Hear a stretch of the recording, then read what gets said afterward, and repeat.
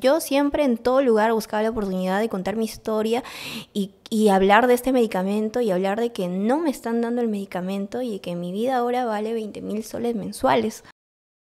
Cuando yo estaba en ese del video que se viralizó y el doctor llamó a mi familia indicando que rompa esa receta. Ese es el tratamiento adecuado para ti, pero no lo tenemos aquí. Y acá te podemos ofrecer quimio. Entonces voy al médico, me siento en su consultorio y él me dice, me mira y me dice, tienes cáncer. Y esto es avanzado, es un estadio 3. El cáncer no solamente me tocó una vez la puerta, sino 2 veces.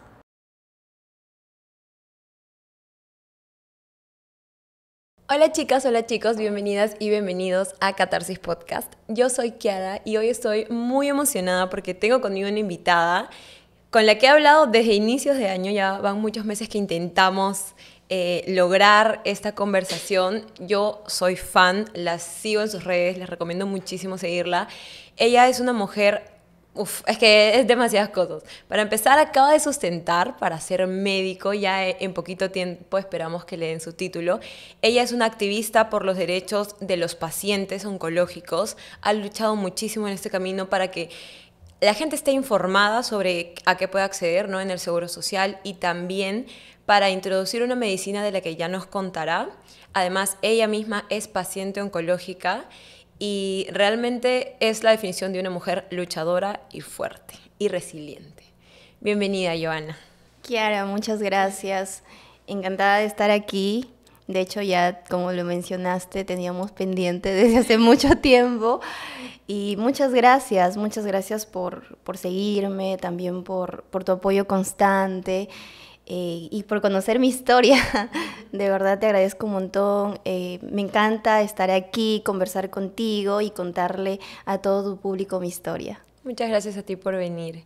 Bueno, Joana, tú eres una mujer joven, eres una mujer guapa, eres una mujer estudiante, inteligente, y quiero saber un poco de ti. ¿En qué familia naciste? ¿En dónde creciste? Bueno, yo nací en Amazonas, soy peruana.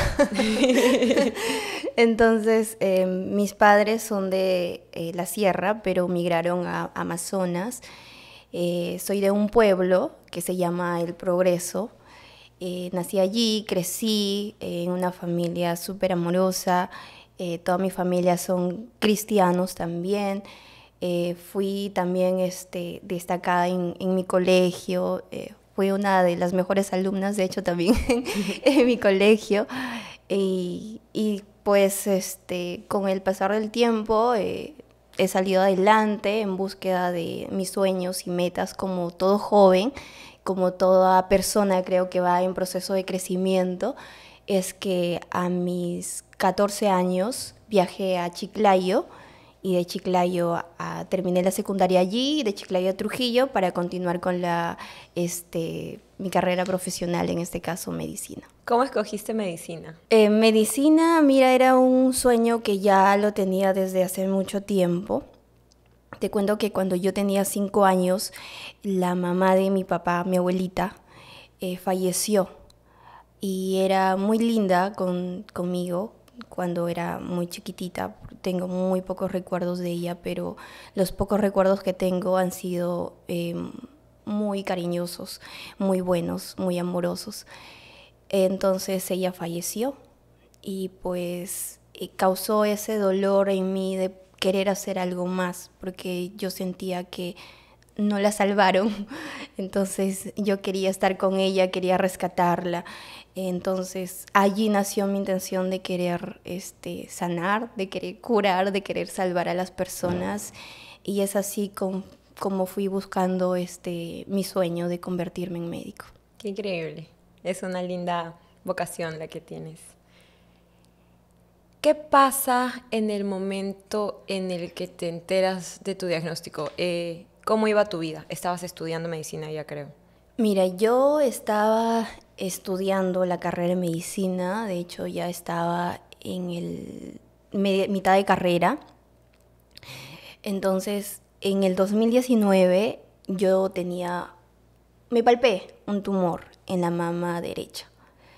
Entonces acudí a un médico que era mi docente en la universidad para que me evalúe, me examinó, me dijo que era parte de mi tejido normal, que no me preocupara. Entonces yo continué con mi vida cotidiana y ya en el 2020 amanecí con un dolor en la axila. Pero era un dolor ya, o sea, tampoco insoportable, sí soportable, pero sospechoso. Entonces yo me palpé, me palpé un ganglio en la axila. Hasta ese entonces ya había llevado, te cuento, el curso de oncología. Entonces al palparme este ganglio me asusté muchísimo y dije, lo relacioné con el tumor porque todavía seguía ahí el bulto en la mama derecha. Y pues fui a hacerme mis chequeos con médicos externos. No daban con el diagnóstico, me decían que era un ganglio, que necesitaba de drenarse, me decían que era mastitis, otros diagnósticos nada relacionado con el cáncer. Hasta que finalmente llegué a un médico que era cirujano oncólogo, donde me solicitó una ecografía, y en la ecografía pues los resultados corroboraron que específicamente tenía un cáncer de mama en estadio 3. Ahora, tú llegas a este diagnóstico porque insistes. Por supuesto. Pero el resto de personas que no tenemos ningún conocimiento médico, podríamos conformarnos fácilmente con una primera respuesta y regresarnos a nuestra casa. Es muy probable, es muy cierto lo que dices, porque pues uno confía en el médico, ¿no? Totalmente, sí. Te dicen un diagnóstico, entonces, pero yo creo que ahora ya la información está al alcance de todas las personas.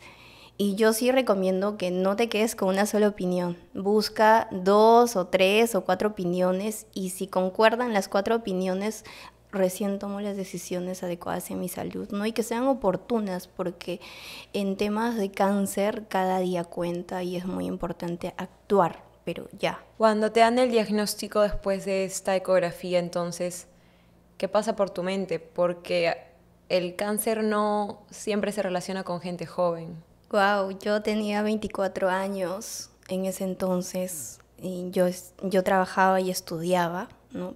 Porque estudiar medicina es una carrera súper sacrificada, demanda de mucho esfuerzo, dedicación constante, y en mi caso, si bien es cierto, tenía el apoyo de mi familia, pero yo tenía que trabajar para costear los gastos, ¿no?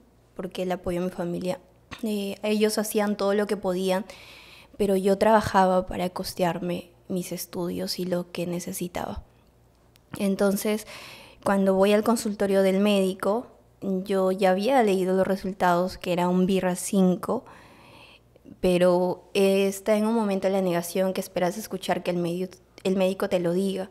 Es muy distinto cuando comprendes medicina, porque estás estudiando la carrera y lo comprendes, pero aún así te niegas a aceptarlo. Entonces voy al médico, me siento en su consultorio y él me mira y me dice, tienes cáncer y esto es avanzado, es un estadio 3. Yo recuerdo mucho esto y te juro que yo no me despedí del médico, no sé si le dije gracias, no recuerdo, pero me paré y salí. O sea, recibí el diagnóstico y salí sin rumbo, no sabía dónde estaba.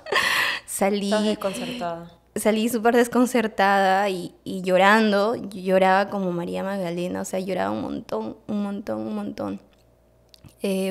Fui al área donde yo trabajaba, en ese entonces trabajaba en una clínica, y buscaba respuestas. Quería que me busquen al mejor médico, que me examinen, que está equivocado, yo no puedo tener cáncer, es imposible, esto no me está pasando a mí, esto no es real. Toda la noche no dormí y no me creerás, pues, estar lejos de casa, lejos de tu familia. ¿Tú no vivías con tu familia en ese entonces? No vivía con mi familia porque estaba estudiando, ¿no? Ellos se quedaron en Amazonas. Estaban en Amazonas. Entonces, pero cuando uno está estudiando tiene muchos amigos que se vuelven familia. Entonces, tengo una amiga que pues me quedé con ella toda la noche. Ella no durmió conmigo tampoco. no dormimos porque el mismo pensar de lo que me estaba pasando, ¿no? Era algo difícil de poder asimilarlo. Al siguiente día me desperté con las mismas, total decaída, o sea, decaída, sí. Sentía en el pecho una agitación de que pues no sabía qué hacer, pero tenía que hacer algo. O sea, no sabía qué hacer, pero tenía que hacer algo. Es ahí donde empecé a buscar al mejor cirujano oncólogo de Trujillo y me traté de contactar con él y resulta que estaba de viaje y tenía que esperarle como 15 días. Wow. Esperé esos 15 días para poder que él me examine. Mientras tanto ya iba haciendo las gestiones para poder hacer mi referencia al IREN, que es en Trujillo, y allí llevar mi tratamiento. O sea, ya estaba haciendo todas las gestiones y todas esas gestiones tardan porque tienen que hacerte referencias y un montón de trámites que se realizan en los hospitales. Así que llegó el médico, me dijo lo mismo. Tu diagnóstico es esto. Te lo confirmó. Me lo confirmó. Busqué otra opinión inmediatamente también allí. También me dijo lo mismo, en el mismo estadio. Entonces no tenía más opción que poder afrontarlo. Después de una semana le conté a mi papá. ¿Todavía no le habías dicho a tu familia? No. Wow. O sea, habían pasado 20 días. Y lo llevaste Y ellos sola. no sabían. Decirle esto a la familia siento que es durísimo también. Claro, por supuesto. Imagínate para mis papás haber mandado a su hija, el hacer un esfuerzo nada más de enviar a su hija tan lejos para que sea exitosa, ¿no? Para que sea una gran profesional, para que cumpla sus sueños. Imagínate ese dolor en mis papás, ¿no? Entonces sí, para mí fue muy difícil decirle, sobre todo a mi papá. Pero le llamé a mi papá porque mi papá es más fuerte, es como yo. Es como yo y le conté, le dije, papá, tengo que decirte algo. Me han diagnosticado cáncer. Qué duro. Y yo escuché su voz quebrada a mi papá en el teléfono y le dije, pero papá, no te preocupes. Ya hice todos los trámites, ya voy a recibir tratamiento. Te necesito aquí para poder salir adelante, yo voy a lograrlo, no te preocupes, no va a pasar nada. Yo sé que me voy a recuperar. Y mi papá se quedó mudo y me dijo, hija, mañana estoy allí. Wow. Hoy mismo viajo. ¿Y a tu mamá le dijiste o tu papá le dijo a tu mamá? Fue mi papá que le dijo a mi mamá porque yo no podía decirle a mi mamá. Sí, fue él que le dijo a mi mamá y al siguiente día estaban conmigo. O sea, ese mismo día viajaron porque recuerda que está lejísimo, Sí. son 16 horas. Sí. Y se tiene que hacer en carretera. Sí, y yo me imagino que en ese momento ellos han alistado lo que podían y Se subieron han al primer viajado. bus. Sí. Ahora, ¿qué es estadio 3? Sé que debe ser muy complejo, pero en pocas palabras o en palabras simples, para que entendamos cómo definirías esto. Lo que pasa es que el cáncer tiene varias etapas. En etapas me refiero, depende al tipo, al tamaño del tumor, ¿no? Si está en un grado 0, quiere decir que hay una sospecha, una cosa así, pero ya está diagnosticado, entonces se tiene que tomar tratamiento preventivo. Si en ese caso es un grado 1, es un tumor localizado, grado 2 también, o un poquito más grande. El grado 3 quiere decir que, si bien es cierto, tiene un tumor localizado, pero también ya hay compromiso de ganglios, pero no más en otras áreas. O sea, no es un cáncer metastásico que ya ha invadido otros órganos, sino el cáncer está localizado, o sea, está en la mama y puede que haya comprometido los ganglios. Se puede haber expandido un poco. Exacto, y es operable, es quirúrgico y tiene mucha probabilidad de curación. O sea, se puede curar hasta un estadio 3. Cuando se trata a tiempo, cuando se da las opciones de tratamiento necesarios para el paciente. ¿Y estadio 4? En mama, el estadio 4 ya es metastásico. En un estadio, en etapa final, es cuando ya no tienes alternativas de tratamiento. Un metastásico, o sea, un estadio 4 metastásico, el paciente tiene opciones de tratamiento todavía, pero opciones de tratamiento para detener la enfermedad, para cronificar y no evitar que ésta avance, ¿no? Es como una enfermedad crónica. Quizás no podría compararlo como la diabetes, pero me va a servir como referencia porque en la diabetes, por ejemplo, se toma tratamientos de por vida, ¿no? La diferencia es que en el cáncer sí se toma tratamientos de por vida, pero estos tratamientos cambian porque la enfermedad puede hacer resistencia al tratamiento, entonces tienes que cambiar muchos tratamientos. Pero que hay opciones en cáncer metastásico, lo hay, gracias hoy en día la ciencia ha avanzado bastante y eso es bueno, representa mucha esperanza para pacientes que tenemos una enfermedad metastásica como yo, que bueno, esa es otra historia.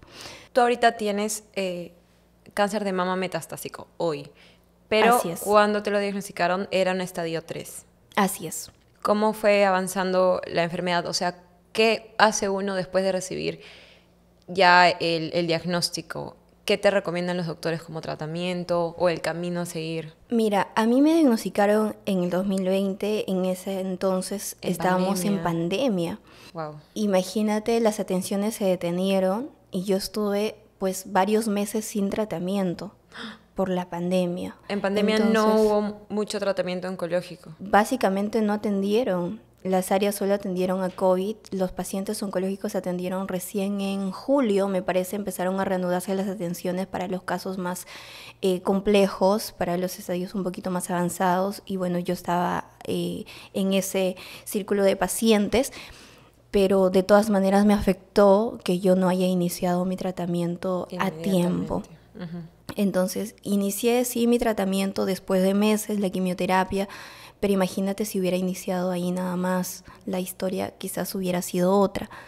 Pero todo tiene un propósito, así que empecé con el tratamiento de quimios, terminé las sesiones de 16 quimioterapias, 4 rojas, 12 blancas, y fueron pues súper fuertes, al menos las rojas, y creo que la gran mayoría de pacientes me van a dar la razón porque son súper fuertes, porque el paciente no tiene apetito de comer, tiene muchos vómitos, los síntomas que ésta tiene, incluso como la caída de cabello, empiezas a experimentar muchos cambios que quizás no te lo esperabas y que de un momento a otro te ves forzada a aceptarlos, a aceptarte a ti misma tal y como te ves en el espejo, quizás sin cabello, o la historia que tenías antes, la mujer que eras antes, ahora eres otra. O sea, tu vida da un giro de 360 grados enormemente.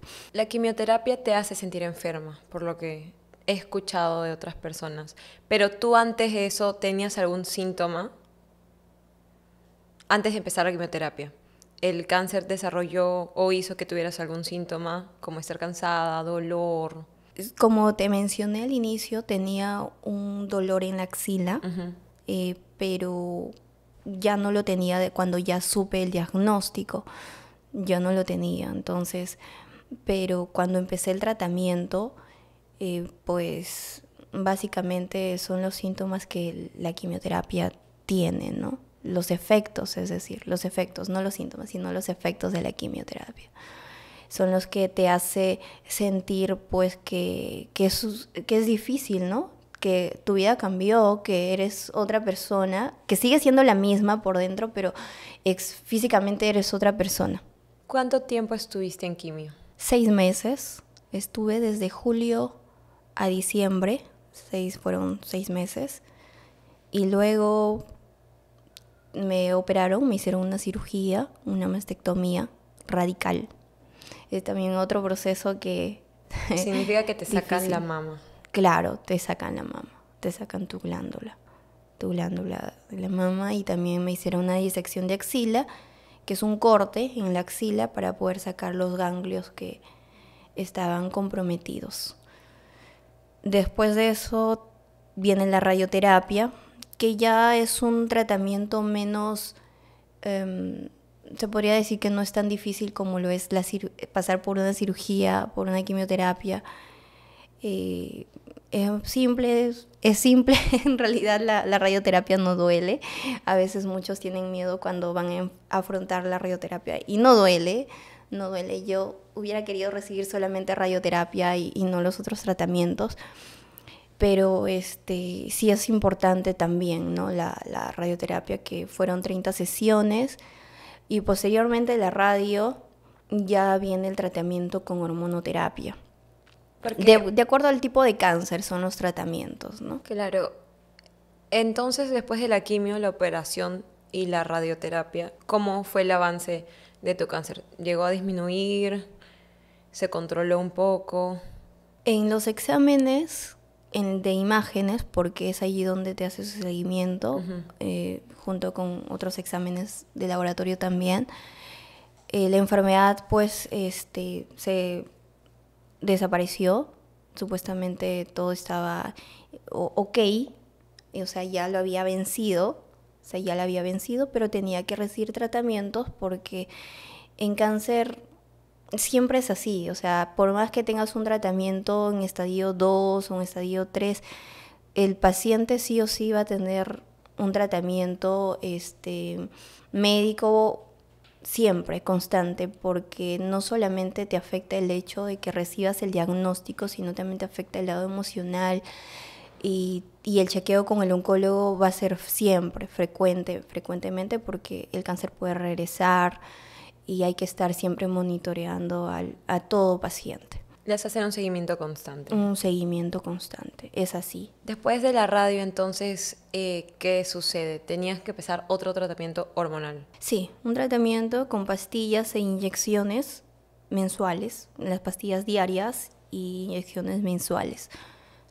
Entonces ya estaba en seguimiento, o sea, ya había superado el cáncer, para mí era un logro muchísimo. Yo empecé, de hecho, cuando me habían diagnosticado el cáncer y estábamos en pandemia, las clases fueron virtuales, yo continuaba estudiando. O sea, yo seguía afrontando el cáncer, seguía con la quimio y seguía estudiando. O sea, seguía avanzando a mi ritmo, pero seguía avanzando. No es nada fácil, créeme, no es nada fácil. De por sí creo que la carrera de medicina tiene fama de ser muy complicada. Sí. Y cuando uno ha visto un médico en la familia, ven cómo es sacrificado de estudiar hasta tarde, amanecerse, y ya después cuando empiezan los internados y las prácticas es mucho peor, ¿no? Así es. Sí, súper, como te digo, complicado, pero nada imposible, ¿no? Cuando te esfuerzas.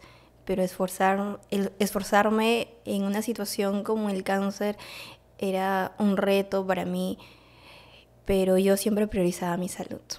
O sea, si bien es cierto, mis sueños, mis metas eran lograrlos, pero mi salud era más importante. Emocionalmente, ¿cómo lo llevaste? Porque físicamente estabas enferma en ese momento y te sentías también enferma, entiendo, con las quimioterapias.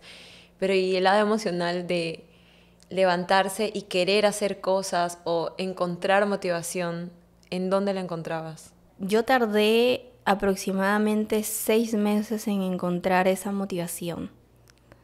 O sea, si bien es cierto, he sido una persona que muy resiliente, o sea, para poder, imagínate, estar lejos de casa, trabajar, estudiar, esforzarme mucho, siempre, o sea, he sido una persona que me ha caracterizado la perseverancia desde muy chiquita, porque me he criado así con mis papás, con mi familia, pero como te digo, pues afrontar este diagnóstico no fue nada fácil, ¿no? No fue nada fácil, pero tenía que continuar, no tenía otra opción. ¿Qué sucede después de que empiezas el tratamiento? Entiendo que sí llegó el punto en el que te dijeron que ya no tenías cáncer. No sé si en algún momento pasó esto de tocar la campana, que se conoce como un símbolo de que las personas ya no tienen cáncer. Generalmente cuando terminas la quimio, tocas la campana. Okay. En el caso del hospital no había campana, pero sí bailé. Sí bailamos junto con algunos pacientes y algunas enfermeras. De hecho, tengo un video en mis redes sociales que sí lo celebré. Fue un logro, pues, muchísimo para mí, porque imagínate haber estado estudiando también y haber logrado vencer la quimioterapia, afrontar. De hecho, bajé de peso, pero yo sabía que tenía que comer, porque recordaba una frase que siempre me decía mi abuelito, el papá de mi mamá: enfermo que come no muere. Sí. Mi mamá también me dice lo mismo. Siempre Sí. me lo ha dicho. Entonces yo comía, pero no sé a dónde seguía la comida porque estaba flaquita, porque bueno, son los mismos efectos también de los tratamientos, ¿no? Que conducen a que pues bajes de peso, porque recuerda que una quimio es súper fuerte, no solamente ataca a las células malas, sino también ataca a las células buenas de tu cuerpo. O sea, la quimio va con todo, a vencer el mal, pero también ataca algunas células buenas de tu Claro. cuerpo. Entonces es importante seguir comiendo y pues afrontar, hacer muchas cosas para poder afrontarlo. Pero nunca estás preparado para el proceso, ¿no? Porque ya terminas todos los tratamientos, como ya pasas la cirugía, la radio, ya estás en seguimiento y no te esperas un retorno de la enfermedad cuando estás haciendo de tu vida, o sea, ya estás retomando tu vida, estás haciendo proyectos. De hecho, ya tenía un voluntariado que se llamaba Tu lucha es mi lucha cuando estaba con el diagnóstico, cuando estaba enfrentando el cáncer en sí, cuando estaba llevando la quimio, porque hice este voluntariado junto a mis amigos, porque conocí muchas realidades de muchos pacientes que no tenían las mismas oportunidades que quizás yo lo tenía, porque yo iba a mi quimio y llevaba aparte un tupper para poder comer, aparte llevaba muchos tomatodos de avena o agua o cosas que me preparaba mi mamá para poder alimentarme mientras voy recibiendo la quimioterapia.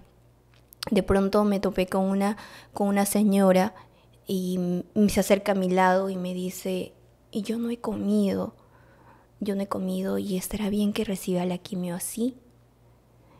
Y yo me quedé mirándola y dije: ella no va a poder resistir al tratamiento. Y no se lo quería decir a la enfermera porque ella me dijo que no le dio tiempo de comer, porque venía desde tan lejos, venía desde Huamachuco, y aparte no tenía quien le apoye a preparar sus alimentos y era de bajos recursos. Entonces yo no lo pensé dos veces y le di lo que yo tenía. Le di mi tupper y le di un vaso de agua. Le dije: coma esto antes de recibir su tratamiento. Y dígale a la enfermera que recién va a desayunar. Porque es importante, entiendo, estar alimentado para recibir la quimioterapia. Exacto. ¿Cuánto dura el proceso de quimio? Uh-huh. El proceso de quimio son aproximadamente 4 horas a 5 horas. Y bueno, ahí duermes, dependiendo, pues, ¿no? Si es una quimio fuerte como la roja, no puedes dormir. Pero si es la quimio blanca, sí duermes, ya recibes tu tratamiento, tranquila, pero igual sales agotada, sales cansada, con muchas ganas de dormir y solo quieres ir a tu cama y descansar y dormir. Y luego seguir afrontando los efectos que esta conlleva, ¿no? Entonces yo me puse a pensar: imagínate, esta señora viene desde tan lejos de Huamachuco, viene solita, viene sola, sin comida, sin alimentos. Imagínate cómo va a afrontar la enfermedad así. Y por otro lado, cómo se va a regresar, ¿no? Entonces es ahí donde hicimos en grupo, lo comenté a mis amigos, les dije que me conmovió mucho la situación y dije: esto no puede ser posible. Entonces hicimos el voluntariado y empezamos a hacer actividades sociales para poder ayudar a algunos pacientes que venían desde tan lejos y apoyarles económicamente con sus pasajes, con lo que necesite cada paciente, ¿no? Uh-huh. Ayudar a poner un granito de arena en las personas que lo necesitaban. Y eso a mí me motivaba mucho más a seguir luchando por mí, o sea, salir adelante, porque sabía que si yo salía adelante puedo ayudar a muchas personas, ¿no? Y es ahí donde comprendí que podía ayudar a muchas personas contando mi historia en redes sociales, y así nació mis cuentas en redes sociales, en TikTok, en Instagram, en Facebook, doctora Joana Tapia. Me puse doctora No porque lo era en ese entonces, sino porque quería que ese nombre es mi sueño, Claro. es mi meta. Y ya estamos a muy poquito. Sí, Así y que ya era estamos una- a muy poquito. Sí. Entonces dije, pues esta es mi meta y no soy médico, pero voy a poner en la descripción estudiante o interna. Conforme iba avanzando el tiempo, iba cambiando la descripción y la gente lo sabe. La gente lo sabe y muchos de ellos me llaman su doctora y para mí es un privilegio y un honor, no te imaginas, porque conocen todos mis procesos y el cual le estoy muy agradecida porque también el apoyo de la gente que me sigue me ha hecho más fuerte, te motiva, te ayuda muchísimo, créeme. Entonces así he ido avanzando, ayudando a muchas personas junto a mis amigos y amigas que se han sumado. Pasaron los meses cuando ya estaba retomando mi vida, decidimos, ¿por qué no hacer una ONG? ¿No? ¿Por qué no hacemos una ONG y pues ayudamos a personas? Y así nació En Memoria de Hipócrates. ¿Por qué En Memoria de Hipócrates? Porque Hipócrates fue el padre de la medicina y fue el primero que acuñó la terminología cáncer a la terminología médica.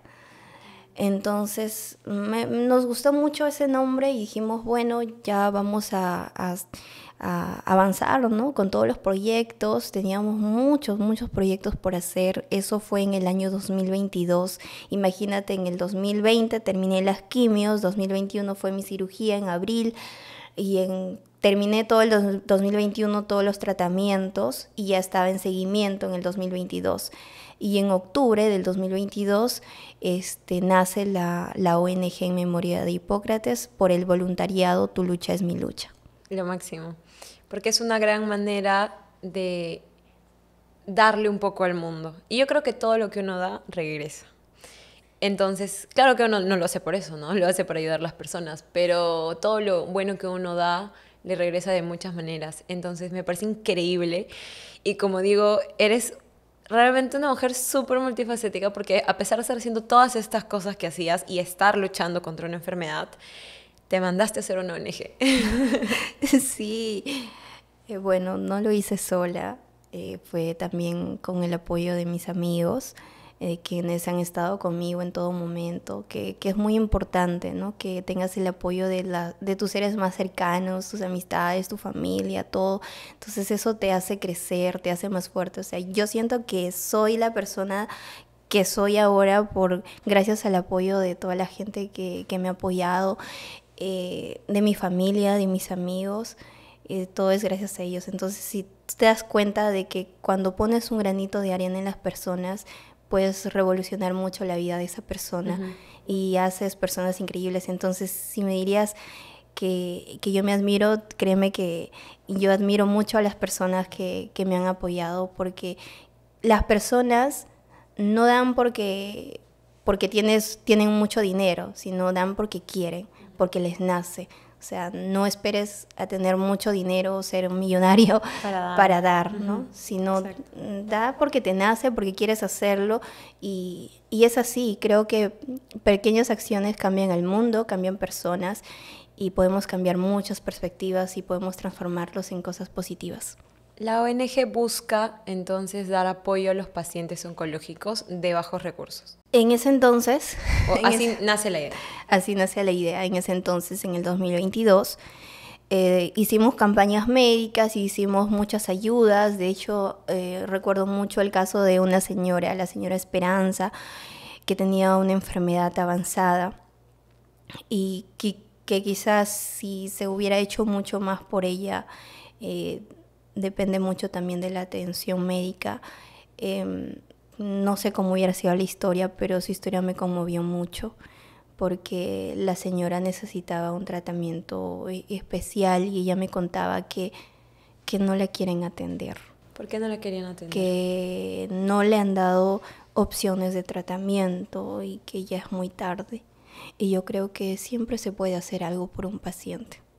Sí. Siempre se puede hacer algo, siempre hay una opción para hacer algo por un paciente. Yo estoy convencida que existe eso, porque Dios todo lo puede. Así que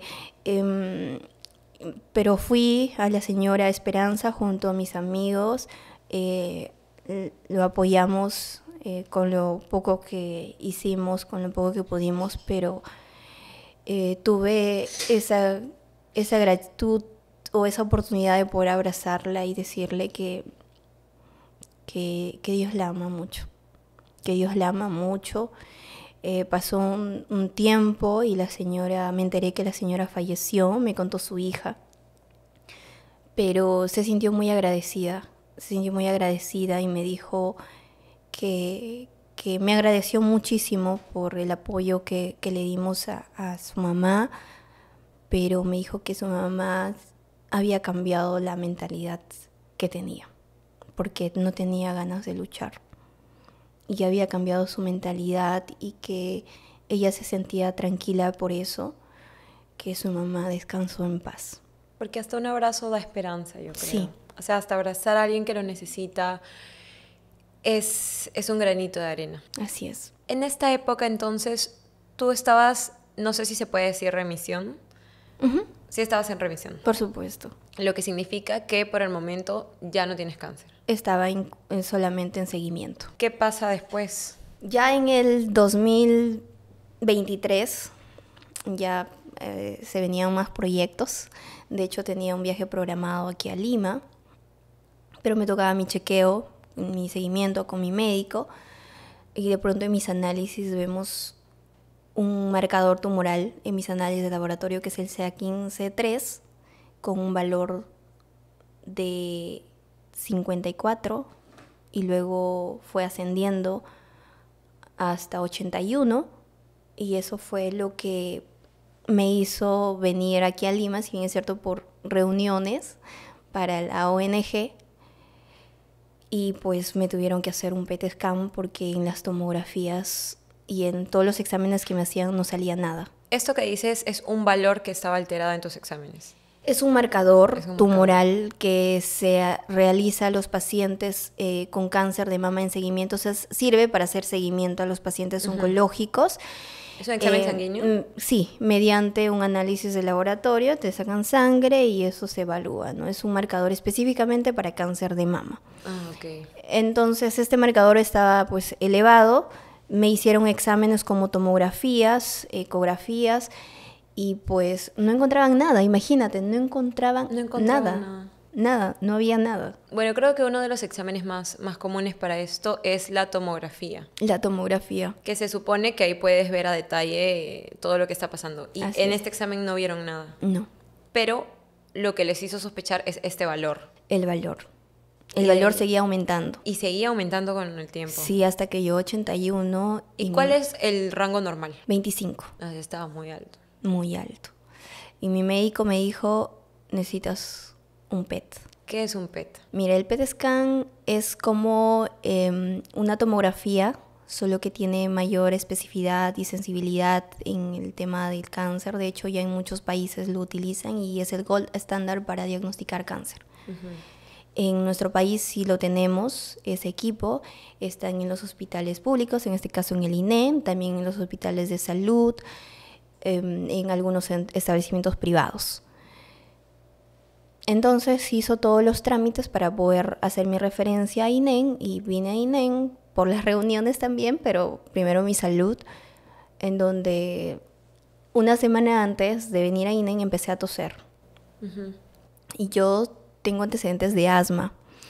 Yo pensaba que era mi asma, me nebulizaron, me hicieron muchos tratamientos, pero ya después del estudio que me hacen aquí en Lima, cuando realicé mi viaje, en los resultados que me dieron después de 2 días, me dijeron que tengo derrame pleural masivo.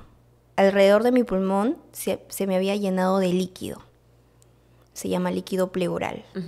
La pleura es una capa que envuelve al pulmón y hay un espacio allí que se llena de líquido, ¿no? Y si se sigue llenando puede colapsar al pulmón y el paciente puede morir, porque recuerda que tus pulmones, gracias a tus pulmones nosotros respiramos. ¿Esto solo te produjo tos? Tos, cansancio, agitación.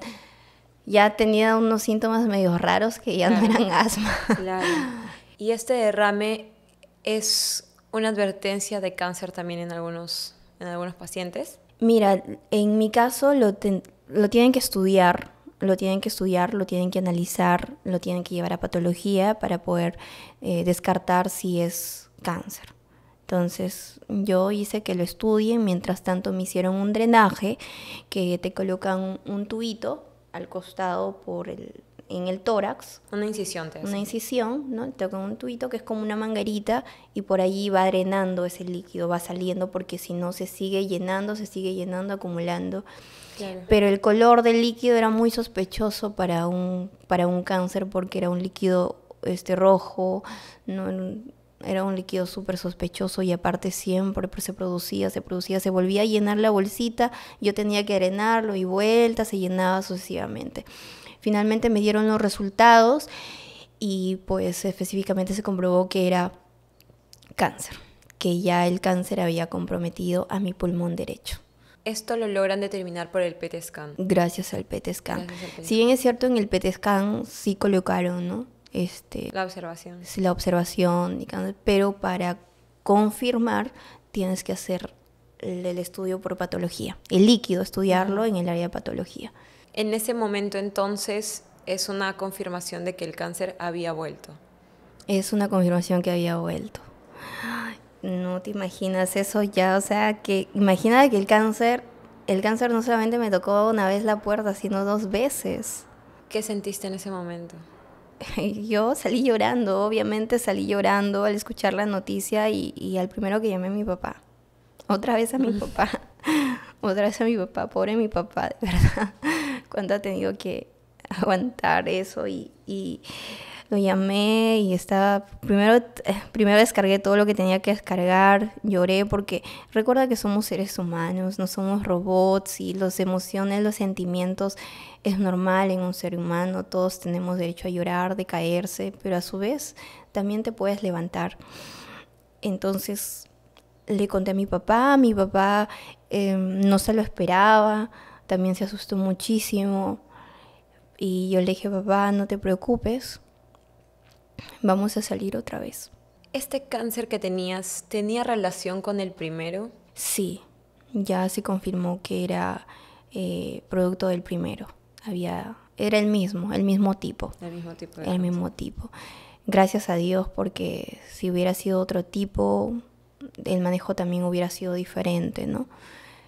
En ese entonces yo ya programé el tratamiento porque me tenía que drenar. El tratamiento, la cirugía lo programé yo sola porque mi papá tenía que viajar, pero mi papá llegó cuando yo ya estaba con el drenaje. Este regreso del cáncer tenía que ver con el cáncer de mama, pero entiendo que ya no tenías mamas. No, ya no tenía pero digo, la mama. Sigue siendo el mismo, solo que ataca otras partes. Sí, fue el mismo. De hecho, mira, no es que la cirugía o con la quimio ya terminas de pues matar al cáncer, por así decirlo. En mi caso, yo creo que ha tenido que jugar un papel también fundamental el hecho que haya tardado mi tratamiento en la pandemia. Entonces, eso también ha conllevado a que mi enfermedad regrese y también considerando que soy una paciente joven.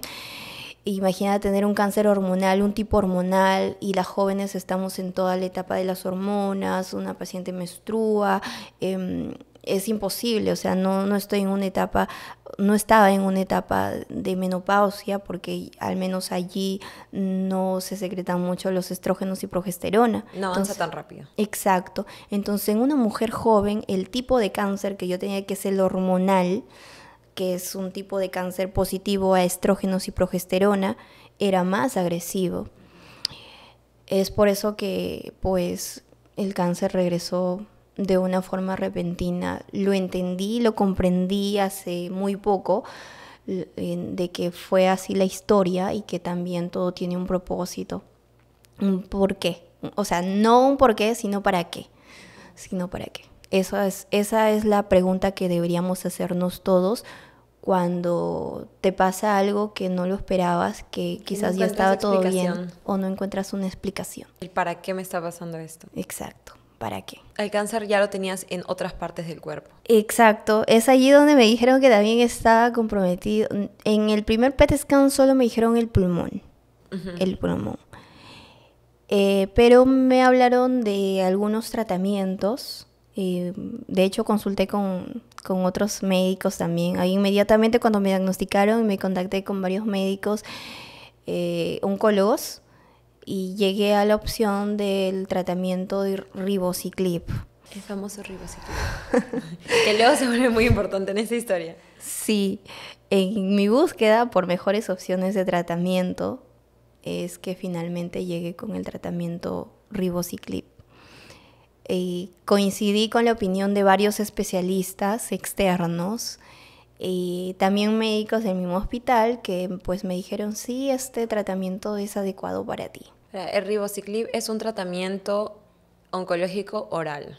Sí, es en pastillas. En pastillas. Y esto es para tu tipo de cáncer. Sí, para el tipo de cáncer de mama metastásico hormonal. Que me decías antes que era uno de los más comunes de los cánceres de mama. Así es un tipo de cáncer que si bien es más frecuente en las mujeres hoy en día, a diferencia del HER2, triple negativo, es muy frecuente este tipo de cáncer hormonal.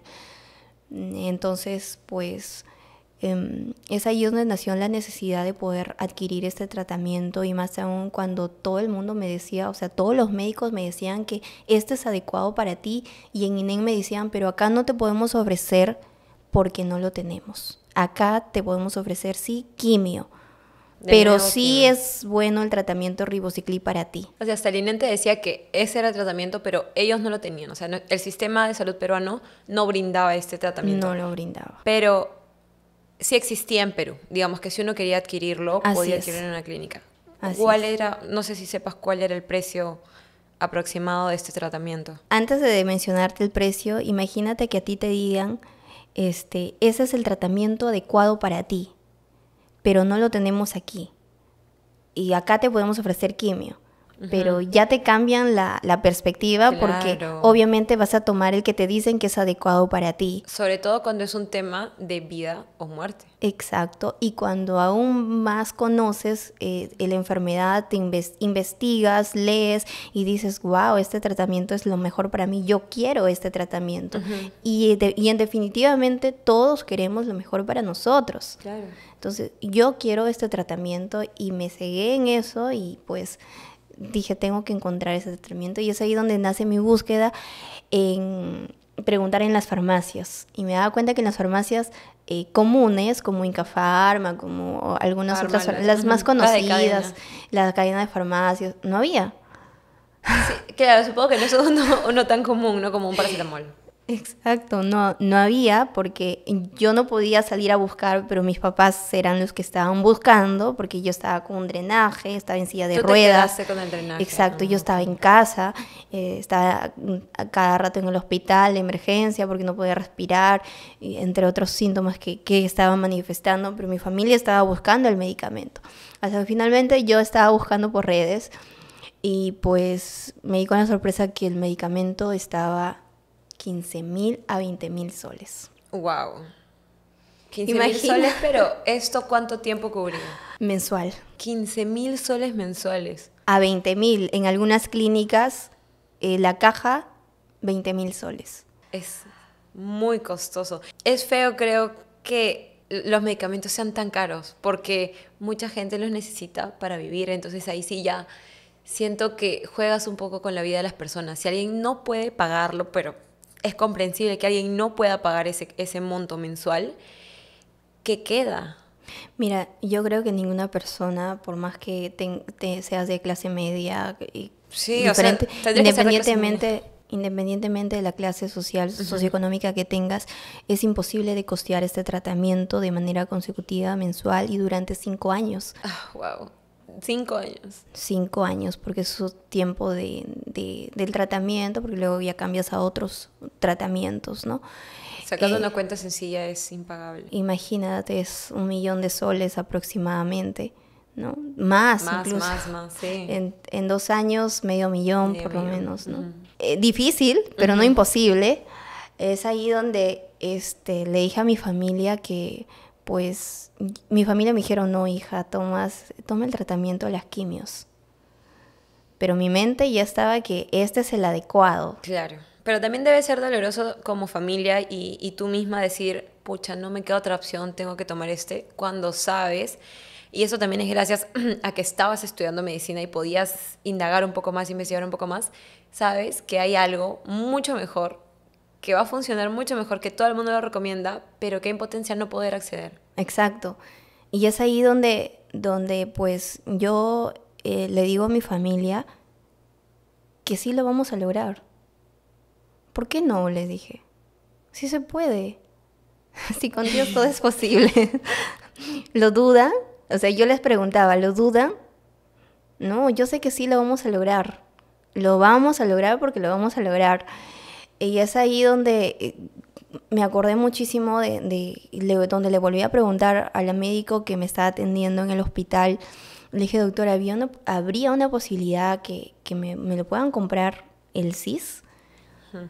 Y me dijo, no es posible. Ya ha habido un caso como el tuyo, que incluso siendo la familiar de la presidenta, y no se lo han comprado. Okay. Entonces me sentí como que tú, Joana, o sea... Tú sí, que ni siquiera eres familiar de la presidenta. O sea, es imposible. Entonces, y yo me puse a pensar, sí, pues yo soy Joana, pero yo no soy familiar de la presidenta, yo soy Joana y yo sí, a ver, déjeme ver si es imposible, déjeme comprobarlo si es imposible. Mi mente decía eso, déjenme averiguarlo si es imposible. Qué determinación, porque en las circunstancias y en el contexto en el que estabas, hallar esta fuerza y esta determinación puede ser difícil para muchos. Me han dicho muchas cosas, ¿sabes? Me han dicho terca, insolente. Insolente no, terca está bien, pero la terquedad sirve a veces. Sí. De vez en cuando, no siempre, pero a veces. Sí. Yo decía, llámeme de lo que sea.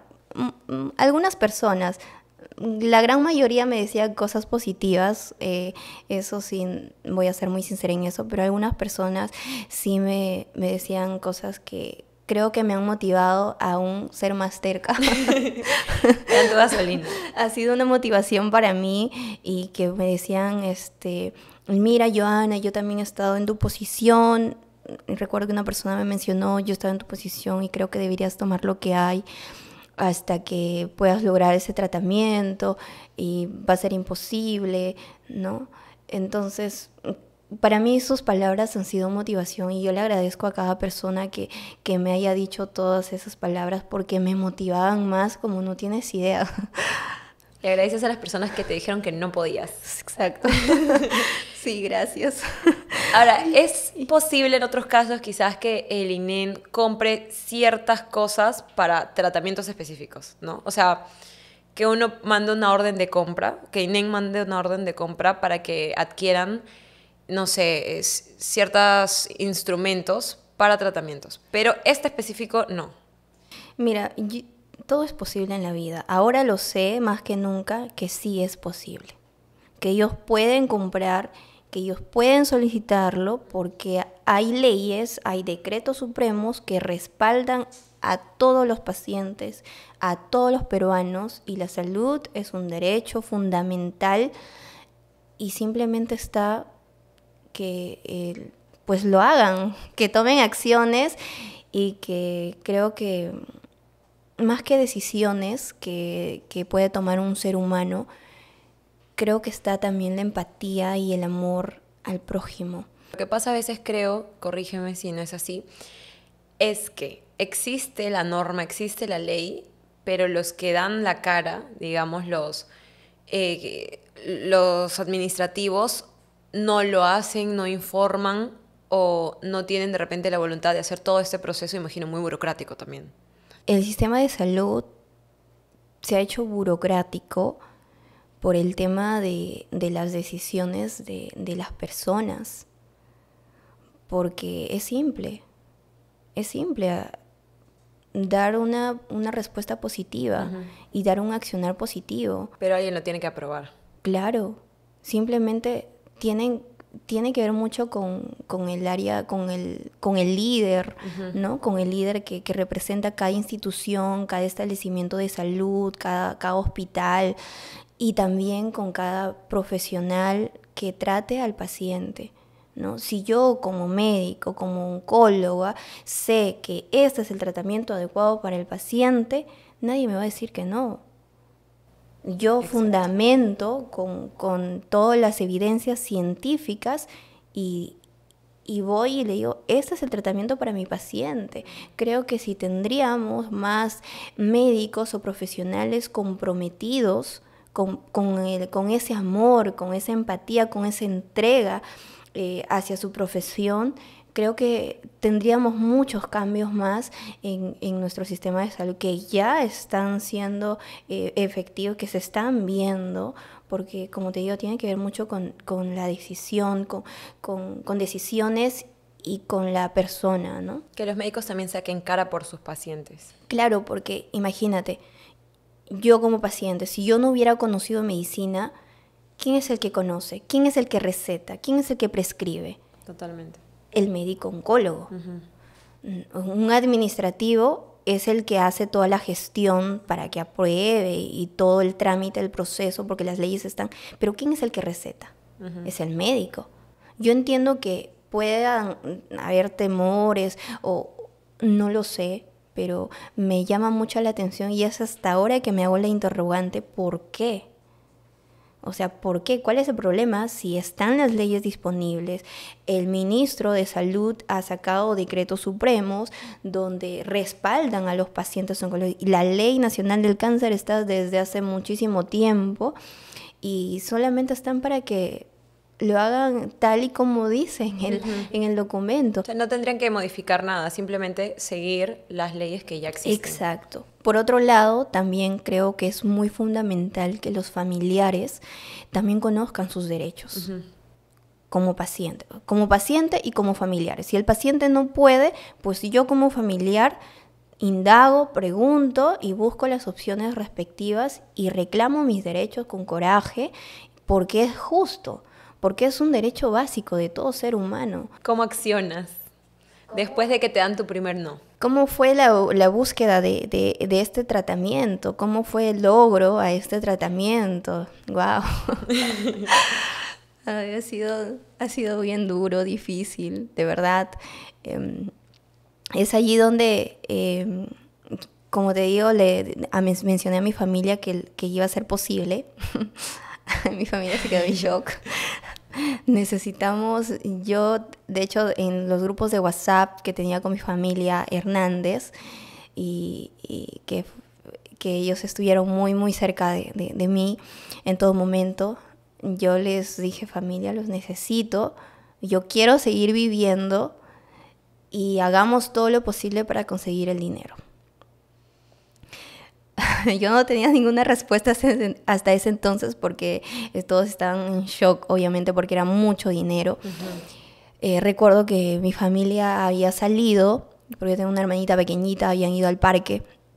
Entonces yo me quedé en casa sola y empecé a orar mucho a Dios y a encontrar una respuesta, ¿sabes? Quería que Dios me ayude a poder entender qué puedo hacer. Quería que Dios me ayude a tomar una decisión correcta. Y después de terminar de orar, es que miré mi celular y dije, oye, pero yo tengo un celular. Yo no, en ese entonces no puedo caminar, estoy aquí en silla de ruedas, estoy en cama. Yo sé que Dios me va a ayudar y si me están diciendo que el CIS no cubre esta medicina, ¿por qué no? ¿Por qué me están diciendo que no? Yo quiero saber la verdad, quiero saber la respuesta. Y es allí donde decidí grabarme un video y yo sola me grabé y conté mi historia. Lo publiqué y puse como un subtítulo: el CIS no me cubre las medicinas que necesito para tratarme del cáncer. Y se viralizó. Se viralizó a la hora, me parece, o a las 2 horas se viralizó el video en TikTok. Se comunicó conmigo el CIS, me escribieron indicándome de que cuál es la medicina que no me cubre. Ah, se comunicó contigo el Se CIS. comunicaron conmigo. Tienen el poder de las redes sociales y eso es para lo que hay que usarlas. Exacto, las redes sociales son importantes. Hoy en día, Claro, mira, es una herramienta muy útil. Exacto, estamos al alcance de la tecnología. La tecnología ha llegado para usarlas y pues Fue una gran forma de usarla. Sí, fue, como te digo, a mí me ayudó muchísimo eso y yo tomé la decisión de grabarme y contar mi historia, no, o sea, tuve el coraje y decirlo porque lo que me estaba pasando y que necesitaba ayuda, o sea, necesitaba ayuda porque pedir ayuda no es malo, ¿sabes? Porque estás pasando una situación difícil donde necesitas mucho dinero y pues la de tu familia no alcanza. Entonces yo creo que Dios va a tocar un corazón, cada corazoncito de las personas y pues yo podía llegar a la meta porque ya tenía conocimiento del medicamento, del precio, pero no llegábamos con mi familia al monto de dinero. O sea, y a ese monto tenían que llegar mensualmente, además. Mensualmente. Entonces yo tuve que hacer ese anuncio y luego estaba pensando en una rifa, estaba pensando en 1000 actividades. Mi mente estaba pensando muchas cosas. Desde ese momento que yo oré, te juro que encontré muchas alternativas de respuesta y de poder hacerlas. Mira, las cosas no caen del cielo. Si bien es cierto, muchos a veces creemos de que sí encontramos la respuesta en una oración, pero no significa que va a caer espontáneamente, ¿no? Hay que trabajar, hay que hacerlo, o sea, hay que actuar. Depende de ti cómo reacciones. Dios va a estar ahí para que te respalde. Dios va a estar ahí guiándote en cada paso. Dios te va a dar mucha sabiduría. De hecho, que va a mover todas sus fichas posibles, obviamente, pero está en ti que tú actúes. La cuota de fe y voluntad también. Exacto. Que tiene uno al buscar lo que quiere. Exacto. Entonces yo se comunicó el CIS conmigo y me dijo, Joana, nosotros sí cubrimos las medicinas. Imagínate. Todas las medicinas cubrimos nosotros. Pero y yo les mandé mi receta porque no tenía una receta del CIS. Mi doctora me dijo que no me podían dar porque ellos están prohibidos dar una receta de un medicamento que no tienen. Okay. ¿No? Pero entonces, tú tenías un médico privado. Claro, yo acudía a un médico privado para obtener esa receta.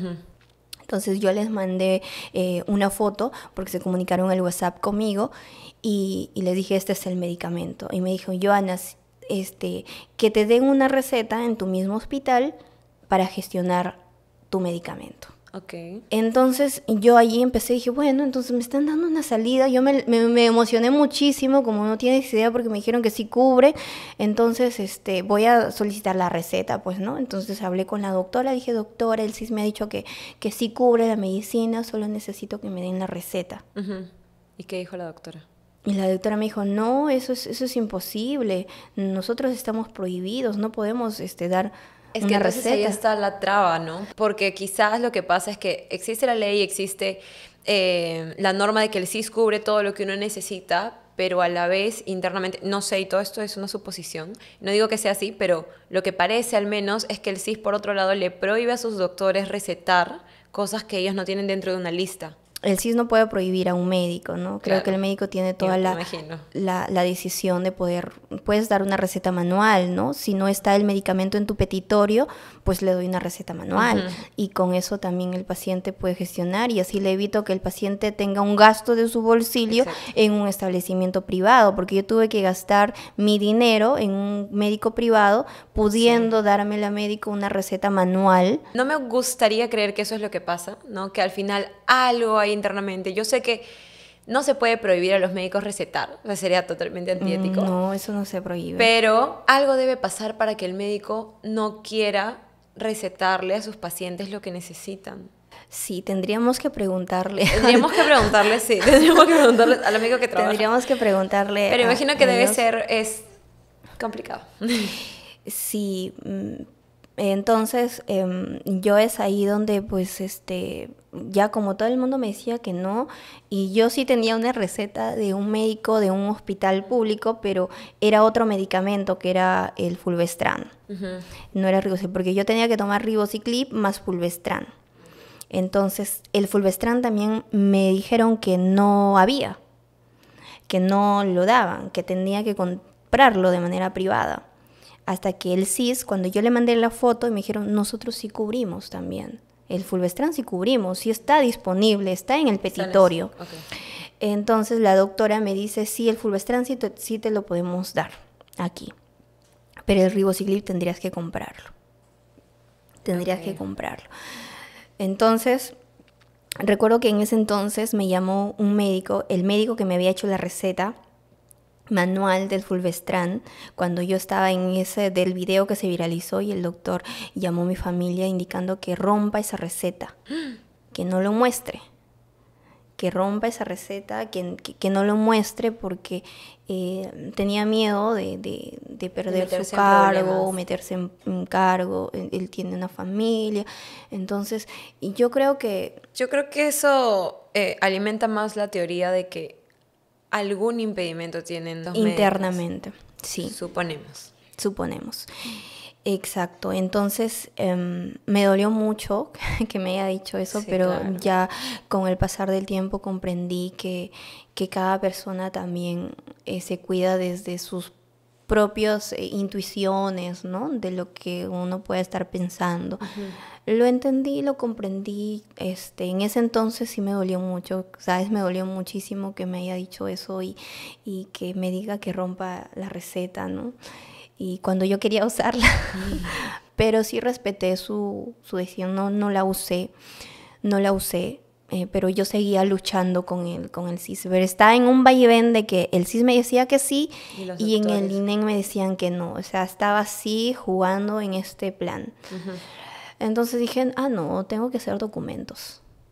Ya esto ya es un tema administrativo, entonces uh-huh, voy a empezar a hacer un documento. Es ahí donde empecé a hacer una solicitud formal al hospital, al INEM. Solicito la receta médica del medicamento que me está salvando la vida. Hasta ese entonces te cuento que ya había hecho la actividad, logramos reunir el dinero para comprar la primera caja del medicamento. Compramos la primera caja a 14,000 soles, 14,500. 14,500, carísimo. Sí, y claro, todo esto que ha estado pasando, en paralelo tú tenías que seguir con ese tratamiento porque, como dices, cada día del cáncer. Claro, yo tenía que continuar, entonces yo tenía que tener el dinero vuelta para el otro mes, para el próximo mes y así sucesivamente, ¿no? Entonces tenía que estar preparada con el dinero. En mi solicitud no tenía respuestas. Ninguna solicitud me respondieron así y me emitieron una respuesta formal. No recibí ninguna respuesta. Hasta que, pues, en vista que no tengo ninguna respuesta, empecé a leer un poco más sobre la Ley Nacional del Cáncer. Empecé a leer sobre un decreto supremo donde indicaba que todos los hospitales tienen presupuesto y que pueden comprar medicamentos de alto costo y hasta que pues sea aprobado por RENETSA, que es la institución que aprueba los medicamentos. O sea, sí pueden hacer esa gestión el mismo hospital usando su propio presupuesto que tienen. Porque si hablamos de presupuesto, hablamos de millones, no tienen poco presupuesto, tienen millones de presupuesto y que debe ser usado para los pacientes. En ese entonces es que dije, bueno, yo voy a hacer algo y voy a luchar para que este medicamento esté disponible para mí y para todos. Y ahí empezó. Y ahí empecé ya con mis documentos formales, obviamente, y ya empecé en la lucha. Dije, bueno, yo voy a hacer que este medicamento esté disponible para mí, pero también para todos, porque si bien es cierto, me está apoyando mucha gente, gracias a Dios ya pude comprar la primera caja y estoy segura que Dios no me va a dejar en el proceso. Uh-huh. Al próximo mes también logré también reunir el dinerito para una segunda caja. Al tercer mes me regalaron una caja de medicamento. O sea, imagínate, Dios me estaba respaldando por todos lados. Entonces dije, es una razón y un motivo más para luchar no solamente por mí, sino también por todos. Solicité una reunión presencial con el director del hospital.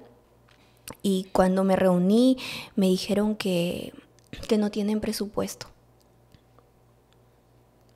Que antes ellos tenían la opción de poder comprar medicamentos y que ahora no tienen, que ahora Senare se encarga de comprar estos medicamentos y que es difícil, que va a ser imposible. Hablé con otro médico también ahí, que en ese entonces era jefe del área de oncología, y me dijo, es imposible. No. Ok, porque ellos decían que no había presupuesto para comprarlo. Sí, ¿quién te ha recetado ese medicamento? Me decía. ¿Quién te ha recetado? Ese no hay aquí en Perú. Doctor, pero yo lo he comprado acá en Perú. Ya estoy tomando 3 meses. Yo estoy tomando ¿no? buen tiempo. Ya empecé a buscar, a tocar otras puertas. Empecé a buscar al colegio médico. Empecé a tocar las puertas del colegio médico. ¿Y qué te dijo el colegio médico? Ayudaron en la gestión, pero no hubo respuestas. También acudí a las puertas de Defensoría del Pueblo. También hice mi denuncia allí. También a Su Salud. Y también toqué las puertas del Congreso, de varios congresistas. Empecé a emitir documentos, me imprimía un montón de documentos. ¿Y los llevabas? Y los llevaba con el respaldo científico. De hecho, había un documento técnico que estaba en el portal web del INEN, en el portal de transparencia, que es público, que lo pueden ver muchas personas. Me descargué el documento técnico donde hablaba del tratamiento, donde los médicos conocían el tratamiento, y pues lo anexé y me hice un expediente de aproximadamente 220 páginas. ¡Wow! 220 páginas. Con toda la evidencia científica. Y con ese documento tocaste muchas puertas. Muchas puertas. Llegué, dejé un expediente en el Ministerio de Salud, y te cuento que ya había asistido a varias reuniones de congresistas. Entonces, pero no tenía respuesta. Yo quería una respuesta inmediata. ¿Qué te porque decían? Me dijeron que sí estaban haciendo la gestión, me mandaban capturas, ¿no? De que sí estaban haciendo la gestión, que estoy muy agradecida porque seguramente también eso ha ayudado. Hasta que finalmente tenía una invitación, una amiga de una ONG que la conocí en esta lucha, me invitó a un evento que lo organizaba una ONG que también ayuda a pacientes oncológicos. Uh-huh. Entonces acudí y ahí estaban presentes algunos congresistas y me llamaron al frente. Yo pedí que me dieran una opción de poder hablar, quería contar mi historia. O sea, yo siempre en todo lugar buscaba la oportunidad de contar mi historia y hablar de este medicamento y hablar de que no me están dando el medicamento y que mi vida ahora vale 20,000 soles mensuales. Entonces salí al frente sin miedo, sin nada. O sea, yo había perdido el miedo, había perdido... El miedo al hablar en público. Hablar en público. O sea, ya tenía ese coraje de que definitivamente Dios me ha dado esa fuerza porque no hay otra explicación. Y pues ahí estaban algunos congresistas y yo recuerdo que hice la mención, dije, ¿no? Los pacientes oncológicos estamos cansados, estamos agotados, nuestras autoridades prometen y prometen, pero no hacen nada. Y así como yo, hay muchos pacientes que están costeando sus medicamentos y las autoridades no hacen nada. Yo estoy buscando una receta y no tengo respuesta hasta ahora. Ya han pasado 6 meses y hasta ahora no tengo respuestas. Creo que me ayudó a tener visibilidad porque fui conociendo más gente. Dios me fue mostrando en el camino más personas que de alguna forma se iban sumando a la lucha y se iban abriendo más puertas. Llegaron a entrevistarme también en algunos canales de televisión. Imagínate, yo no toqué las puertas de ellos y ellos llegaron a mí.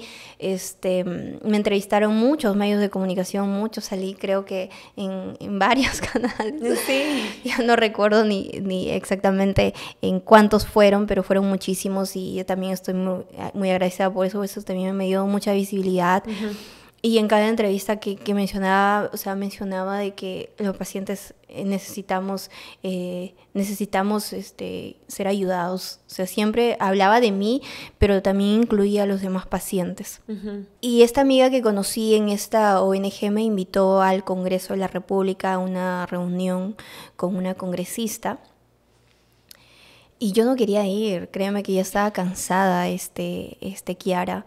Estaba... Es que era bastante trajín, Sí, a la par de estar llevando igual tu propio sí, proceso de salud. yo ya me quería rendir, ¿sabes? Porque parecía que se abrían las puertas y luego se cerraban y no había nada. No había nada. Entonces yo le dije a Dios, yo ya no puedo más. Dios, yo ya no puedo más, yo ya no, ya Estoy cansada. hasta estoy cansada y escúchame. Y Dios, si no se puede, ya no quiero hacer, haz lo tuyo. Haz lo tuyo. Dios, haz lo tuyo. Y, y ya era tarde y mi amiga me llama y me dice, Joana, ¿no vas a venir? Y me dice, vente, urgente. Yo recién también estoy llegando, voy a llegar tarde. Y me algo te animó, algo me dijo en mi corazón, anda, Joana, anda, Joana. Y en el camino iba diciéndole, Dios, yo ya estoy cansada, yo no sé si esto me va a ayudar, Dios, ya, pero bueno, estoy viniendo aquí porque seguramente tú me has traído una vez más. Llegué un poquito tarde, estaban todavía en la exposición, estaban varias autoridades del Ministerio de Salud, estaba la congresista y algunas otras autoridades de la dirección del cáncer también del Ministerio de Salud, y estaban exponiendo, estaba el director de Renetza, que era el que aprobaba el medicamento, el área que aprobaba el medicamento. Entonces terminó la exposición y me empezaron a decir que si el público tiene preguntas. Y tú tenías preguntas, definitivamente. Levanté mi mano con mucho coraje y dije, le pregunté, ¿no? Al señor, le dije, señor, al director de Renetza, que había escuchado su exposición, pero que no veía el medicamento Ribociclib, que ya había sido solicitado por un hospital, que le había solicitado su aprobación de uso. El IRE en Trujillo lo había solicitado porque también había casos de pacientes que también estaban necesitando el medicamento. Y dije, yo estoy aquí de pie gracias a este medicamento, pero cuesta 20,000 soles. Y no puede ser posible que un establecimiento privado sí y un establecimiento público no. Claro. Cuando la salud es un derecho, y le dije, los pacientes estamos cansados, los pacientes queremos vivir, y en mi caso yo quiero vivir para servir. Eso fue lo que le dije y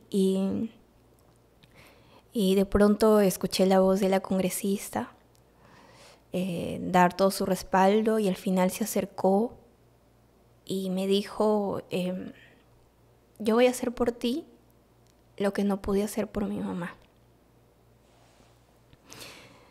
Eso me dijo la congresista, y ahí comprendí que Dios me había llevado al lugar correcto.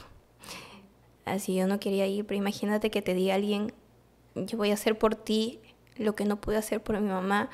Es ahí donde comprendí que la persona que ha vivido una experiencia con el cáncer o lo ha vivido desde muy cerca es la persona que recién comprende con lo que significa tener una enfermedad y cuánto necesitas ser apoyada. Y siendo el cáncer una enfermedad que ha tocado muchas puertas. Muchísimas puertas. Creo que todos hemos visto, ¿no?, la evolución de un paciente oncológico, y a veces no entiendo cómo hay otras personas, otros congresistas realmente a los que les tocaba, inclusive doctores, que no logran empatizar.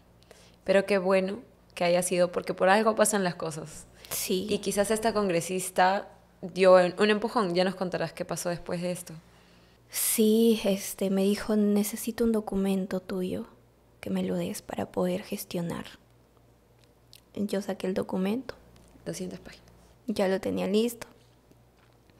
Y al siguiente día gestionó una reunión con el ministro de Salud. Wow. Habían más casos de pacientes, eran 2 casos más. Era un señor que tenía un problema de su hijito, que también tenía cáncer, y una señora que también tenía su hijito, su bebé. Y los 3 al siguiente día, yo no podía creer, ¿sabes? No podía creer que que si bien es cierto, ya había dejado el documento días antes y que se había dado la oportunidad y que yo iba a estar el siguiente día en el Ministerio de Salud. Me puse mi mejor outfit. Me puse mi saquito, porque obviamente sí, tengo un diagnóstico, pero eso no me define.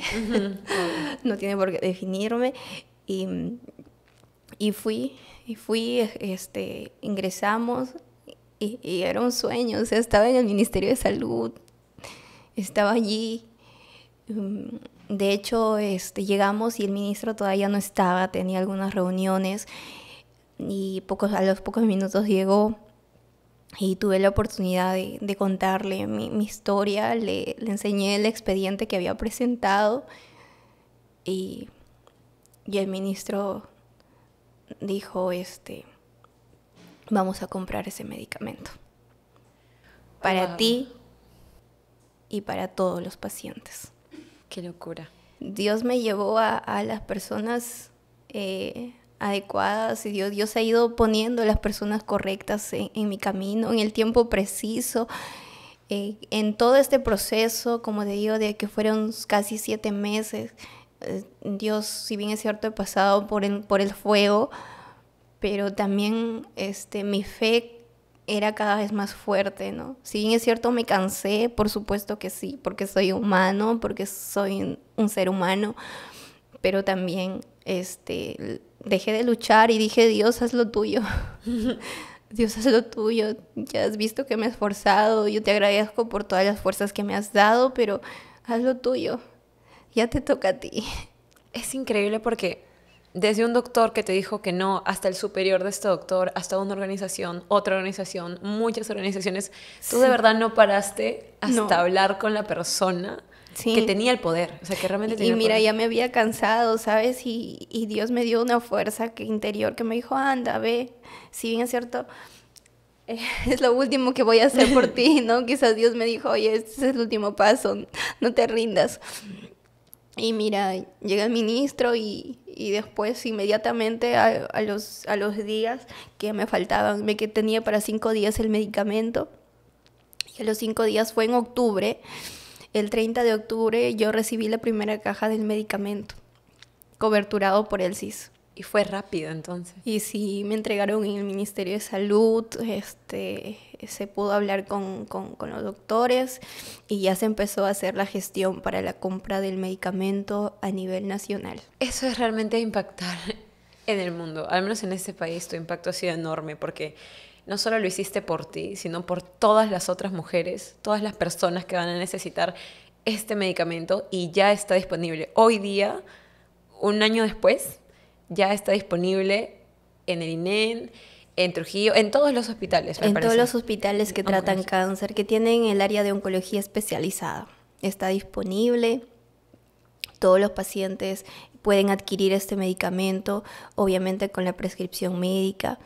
Yo espero que los profesionales puedan prescribir y así se puedan salvar más vidas, ¿no? Porque este medicamento representa esperanza de vida no solamente para el paciente, sino para las familias, ¿no? Que si bien es una enfermedad avanzada, pero se pueden controlar, se pueden cronificar y la ciencia existe pues porque no es mala la ciencia, ¿sabes? Yo sé que muchas personas, mira, a mí en el proceso me decían, Joana, ya no luches por tu medicamento, opta por medicina natural, me hablaban de muchas plantas súper naturales, pero yo sé que Dios, mira, ha permitido que exista la ciencia con un propósito, ¿no? Lo que puedan hacer los hombres, lo hagan los hombres. Que lo sobrenatural lo hará Dios. Así que imagínate si pues Dios lo haría todo, o sea, sí, entonces un médico estaría de más, una enfermera estaría de más, o sea, Dios usa también la ciencia, Dios usa los médicos. Él los puso aquí, ¿no? Para las personas creyentes, Dios es al final el que creó la ciencia, creó los médicos, Claro, por creó supuesto. la gente que que sirve a los pacientes. Por supuesto. Entonces, yo nada más pido que los pacientes, mira, hay muchos pacientes que dejan sus tratamientos y optan por opciones naturales, por así decirlo, que utiliza las plantitas tal o X plantas, o toma esto te va a curar, pero no es medicina científica comprobada, que sea útil, que se ha estudiado por años, ¿no? Y que se ha demostrado su alta eficacia. Entonces es importante optar y acudir al médico. Los médicos están porque Dios lo ha permitido así, el enfermero está porque Dios lo ha permitido así, y están para servir, están para ayudar a los pacientes, y no hay que dejar el tratamiento que un médico propone. Y también un médico tomar las acciones pues que sean lo mejor para el paciente, que el paciente tenga una calidad de vida, ¿no? Cuando tenemos una enfermedad pues avanzada, yo elegí también este tratamiento porque me permitía tener calidad de vida, porque pude seguir estudiando. Imagínate, yo ya había tenido tantos años de retraso porque no pude hacer mi internado médico, que debería haber hecho mi internado médico en el 2021, pero no pude porque me operaron en el 2022, no pude porque estaba en seguimiento y porque tenía algunos gastos económicos que necesitaba recuperar. Y en el 2023, cuando estaba a punto de iniciar mi internado médico, me diagnosticaron el retorno a la enfermedad. Y mira, este medicamento en este año 2024 me permitió cumplir mi sueño, poder sustentar mi tesis, poder terminar mi internado y dentro de poco tener el título de médico. Imagínate lo que pueden hacer los tratamientos hoy por hoy. Entonces hay que darle al paciente lo que necesita, hay que darle al paciente esperanza, hay que darle a la familia esperanza, ayudar desde tu posición. Acá simplemente es una cuestión de decisión, de querer hacerlo, de que ese amor llegue a ti, porque nadie estamos libres de padecer una enfermedad. Nadie, absolutamente nadie. Hoy puede ser por mí, mañana puede ser por ti o por cualquier otra persona, por María, por Sofía, por cualquier otra persona, y puedes estar en la misma situación que yo, pero si no ayudas, ¿no? Pensamos de que somos eternos y en realidad cuando tú mueres no te vas a llevar absolutamente nada. Nada de lo que tienes, nada de lo que tuviste, nada de lo que hiciste, y finalmente pues daremos cuentas a Dios de todas las cosas buenas y malas que hicimos. Se logró el medicamento ribociclib, se empezaron a distribuir para todas las personas el 5 de enero de este año 2024. Imagínate, fue súper rápido, si se hizo una compra directa, se invirtió mucho dinero, porque recuerda que es un medicamento caro.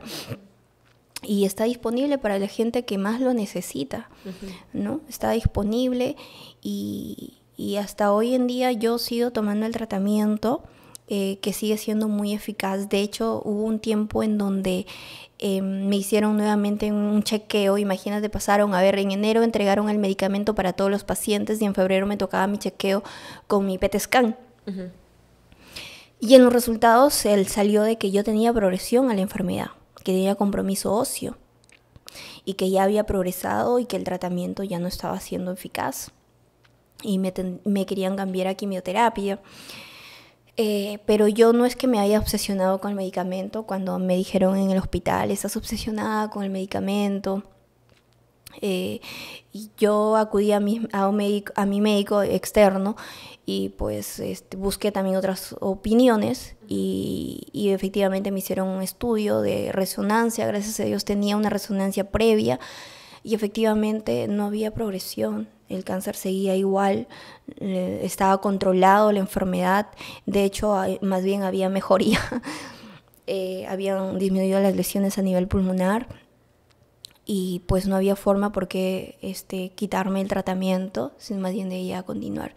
Pero gracias al respaldo del MINSA, pude obtener este medicamento, si bien es cierto, en otro establecimiento, y pude seguir continuando hasta ahora, ¿no? Continuando con el medicamento, con el mismo tratamiento, y espero poder llegar a los 5 años, que es el tiempo tope del tratamiento, porque ya luego vienen otros tratamientos.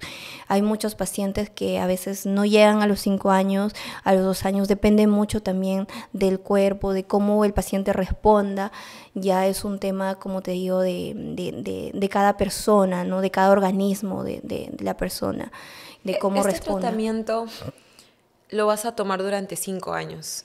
Si Dios quiere, sí, porque recuerda que también, o sea, puede ser por menos tiempo porque puede hacer toxicidad, o sea, se hace resistente, o sea, es como que ya mucho le estás dando ese tratamiento, pero el cáncer también es vivo, una cosa así. Sí. Entonces... muta, o sea, se modifica. O se modifica o ya no reacciona a las o ya no medicinas. Reacciona al medicamento que lo está controlando, que lo está diciendo, oye, detente, pues ya no avances, ¿no? Entonces ya necesitas probar otra molécula para seguir deteniéndolo al cáncer. Entonces, ahora, este tratamiento, lo máximo recomendado es 5 años. Sí, lo máximo recomendado es 5 años. Independientemente de si llegas a los 5 años o tienes que cambiar de medicamento antes, ¿en qué estado está ahora tu enfermedad? ¿Qué va a pasar después? Sigue siendo una enfermedad metastásica hasta el momento, porque todavía no he tenido opciones de buscar otras opiniones. Tengo la intención de viajar al extranjero, porque tenemos un poco más de avance, ¿no? Allá, y buscar opciones, ¿no? Creo que es normal en un paciente buscar opciones, porque para eso están los médicos, para buscarlos, y si uno está enfermo hay que buscarlos, ¿no? Sí. Entonces, hasta el momento todavía sigue siendo una enfermedad metastásica, no tiene cura, se puede controlar nada más, se puede cronificar, detener. Y yo puedo tener un estilo de vida como me puedes ver ahora. Claro, como te decía al inicio, a primera vista uno no sospecharía que llevas un cáncer metastásico contigo. No, de hecho, cuando a veces subo en el tren y a veces quiero sentarme, porque no creerás que porque soy paciente oncológica no me canso, o sea, sí me canso al caminar largas distancias, ¿no? O sea, ya ha cambiado mi ritmo de vida, yo no puedo correr largas distancias, me canso, me duele la columna un poco, entonces tengo que descansar. Entonces cuando subo en el tren y a veces pido que me den el asiento, las personas me miran y me dicen, oye, ¿tú quién estás eres? joven. Sí. No, estás joven, ¿no? ¿Por qué te vas a sentar? ¿No? A veces tengo que enseñar que soy paciente, porque ya a veces ya no aguanto y tengo que hablar, que necesito sentarme, ¿no? Tengo que cuidar de mí, y a veces la gente no comprende. El cáncer que tú tienes no se va a ir, pero está detenido. Así es una enfermedad metastásica, pues, ¿no? Por eso su nombre es metástasis, que ha llegado a otros órganos. Pero hay casos de metástasis que se pueden curar, ¿no? Dependiendo de la ubicación. En este caso, pues, lo mío está en diferentes partes de mi cuerpo, en el pulmón, en algunas partes del hígado, también en peritoneo, aparentemente en hueso, que está en duda, y en la mama derecha e izquierda. Entonces son varias áreas, entonces operar a un paciente con todas esas áreas entonces lo que hay que hacer es detener. Si tú dejaras de tomar el tratamiento, el cáncer avanzaría. Por supuesto, yo no puedo dejar de continuar con el tratamiento. De hecho, hace una semana estuve con recién saliendo de una neumonía. Mira, un paciente oncológico en mi situación, y más aún, por ejemplo, si es a mi carrera de medicina, yo no podría trabajar con pacientes directamente, ¿no? Porque estaría expuesta a otras enfermedades. A otras enfermedades. Por más que quiero, ¿sabes? Me encantaría trabajar con pacientes. Hay algunos pacientes que me dicen, ¿cuándo tienes cita? Me gustaría sacar una cita. Consultas? No, ¿sabes? Me encantaría, pero no puedo, pero yo sé que puedo ayudar desde otras formas, tal vez en áreas administrativas, donde pueda luchar por todos de manera general, ¿no? Y donde yo también siga cuidando mi salud para poder seguir luchando por los demás y seguir cuidando de mí y de las personas que me quieren, que que siga aquí, que siga con vida, que esté bien y que no esté expuesta, ¿no? Como te contaba, hace poco estuve con neumonía y pues porque también me había expuesto en un ámbito de exposición y además por el cambio de clima, pues no también, Sí. ¿no? Entonces siempre tengo que usar mascarilla, y cuidarme porque nuestras defensas siempre bajan, ¿no? Por más que podamos aparentar, sí, pues estar sanitas, es la ventaja que tenemos con un tratamiento innovador, con un tratamiento biológico, que te permite ser una persona, para las personas normal. Es que claro, cuando uno ve a alguien sin cabello en la calle, uno sí se llega a imaginar rápidamente que tiene cáncer. Exacto. Físicamente, claro, no pareciera que tienes cáncer y tienes que estar diciéndolo todo el tiempo. Pero está bien, yo creo que lo informes, Sí. que lo digas, que levantes a la gente de su asiento para que te sientes, porque de eso se trata, cuidarse a uno mismo. Y en tu caso, que al final cuidarte a ti repercutió tanto en la sociedad y en otros pacientes, que ya quiero ver qué es lo que haces más adelante. Yo no me esperaba tantas bendiciones de Dios, ¿sabes? Porque hace poco me condecoraron en el Congreso de la República. Me dieron una condecoración, un reconocimiento por el Día de la Medicina Peruana.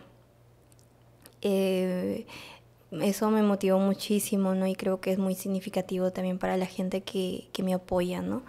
Porque o sea, no hubiéramos logrado nada de todo esto sin el apoyo de Dios y también el apoyo de la gente, ¿no? Que estuvo detrás de todo esto. Y hace poco visité al Ministerio de Salud, al ministro, y también contó mi historia. Contó mi historia, le conté que también ya había sustentado, se puso muy feliz, se puso muy contento y me felicitó, me dijo que felicita mucho mi valentía por todo lo que hay, y me encargó también de dar ese mensaje a las personas, ¿no? De que sigan luchando, de que nada es imposible, con Dios todo es posible, que no se rindan, de que podamos tener quizás cualquier adversidad en la vida que parece imposible de salir, pero que está bien llorar, está bien que te caigas porque es de humanos. Llora, pero sécate las lágrimas, o sigue secándote las lágrimas y sigue llorando, pero sigue actuando, sigue tocando puertas. Estoy segura que se abrirá una puerta en el proceso, en el camino, y mira, Dios no da, mucha gente a veces, algunas personas mencionaban que Dios me ha castigado con este cáncer, que es un castigo de Dios, y Dios no castiga, Dios es amor. A veces Él usa la enfermedad para poder transformarnos en el proceso, ¿no? Y para poder usar a otras personas, y todo tiene un para qué. No es un por qué, sino un para qué, y es un propósito, y que Dios siga usándome de la forma que está usándome. Yo estoy preparada para sus sorpresas, porque cada día me sorprende. Yo no espero, como digo, yo no planifico cada sorpresa que Él me prepara, y Dios hace que mi vida y el camino que estoy llevando sea maravilloso, y al mismo tiempo también para mi familia. Por supuesto que seguimos afrontando, seguimos luchando, porque el cáncer es una lucha constante. Y cuando un paciente se enferma, toda la familia se enferma, todos en casa, mi mamá, mi papá, pero también ellos, al verme cómo crezco cada día, también ellos se sienten bien, se sienten bien, seguramente orgullosos también, y pues eso para mí me da muchísimo gusto, me llena de mucha gratitud, sobre todo porque yo no estaría aquí de verdad si no fuera por la fuerza que Dios me ha dado, por el apoyo, el respaldo que Dios me ha dado en este camino. Y también la fe que uno tiene que tener, ¿no? La fe es como un granito de mostaza, que crees en algo tanto con todo tu corazón, y y de que pues sí, llega un punto en que te cansas, pero es donde como yo dije, no, Dios, haz lo tuyo, haz lo tuyo. Es en el momento, creo que cuando uno se siente muy cansado, es el momento en el que tienes que decidir seguir. Sí, Porque imagínate que no hubiera sido esa reunión, que hubieras decidido quedarte en tu casa, cómo una decisión cambia y repercute en el futuro de muchas personas. sí, imagínate que no me hubiera ido, no sé cómo hubiera sido la Sí. historia. Bueno, creo que hubieras llegado, pero de otra manera, quizás después. Pero Sí. con tu fuerza, creo que igual lo hubieras logrado. Y qué bueno que hayas demostrado que sí, todo es posible. Porque mucha gente te dijo que era imposible. Sí, Mucha gente. me dijeron terca, insolente, de todo, hasta malcriada incluso. No los había faltado el respeto, pero mi insistencia creo que a algunos les había Le ofendido. incomodaba. De hecho, que a algunos, mira, yo tuve una conversación muy fuerte con uno de los jefes de un hospital y donde pues me dijo que a él le llegaban muchas solicitudes, muchas solicitudes y que no tenía tiempo para poder responderlas todas, que eran muchos casos y que es difícil ayudar a todos. Entonces yo le dije, doctor, pero discúlpeme, pero si usted no tiene tiempo, yo creo que debería hacer un paso al costado y darle la oportunidad a alguien que sí puede tener esa oportunidad de poder escuchar a todos los pacientes y ayudarlos, porque todos necesitan ayuda, todos somos seres humanos y usted está perjudicando a muchos pacientes, a muchos pacientes, no tiene la gran idea de cuánto está perjudicando si usted no tiene tiempo.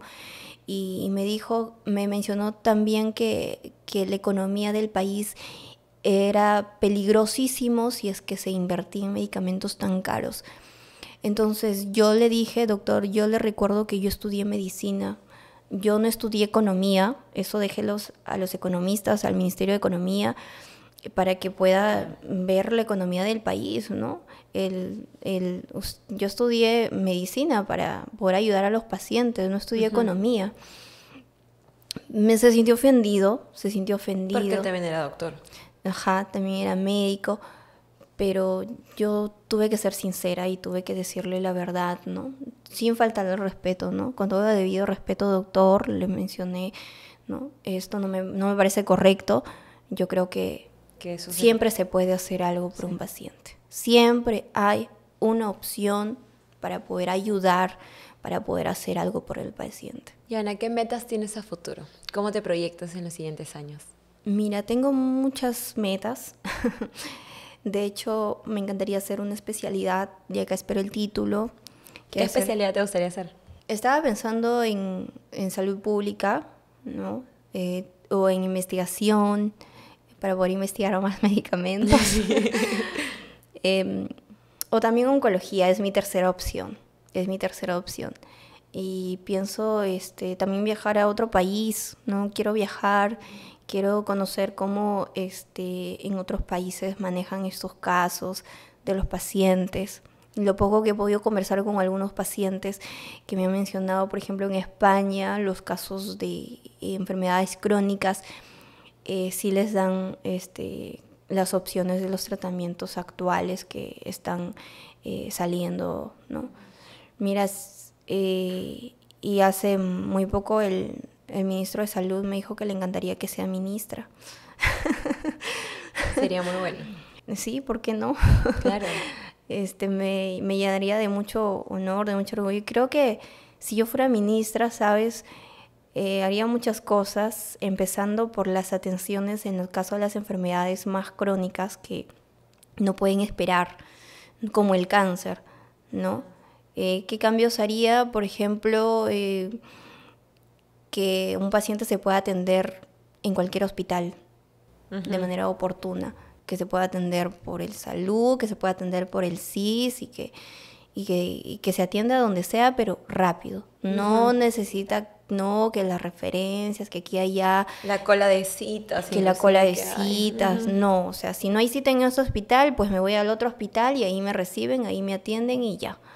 y pues que la historia clínica sea virtual, que también esté en el sistema para que todos los hospitales tengan acceso a eso, todos tengan la información, así el paciente no está cargando su copia de historia clínica de aquí a allá, mientras hacen el trámite, mientras le ingresan al seguro. No, todo paciente tiene derecho a atenderse, todo paciente se tiende a unificar el sistema de salud, y yo creo que de esa forma podríamos cambiar las vidas de las personas, porque mira, mejorarlas muchísimo. Mejorarlas, porque sin salud no puedes hacer nada, sin salud no puedes proyectar la economía de tu país, sin salud no puedes crecer en tus metas, ¿no?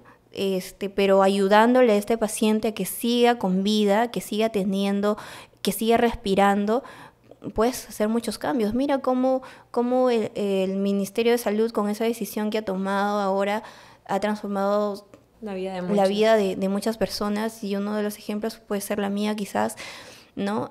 Porque así como yo hay muchos otros pacientes.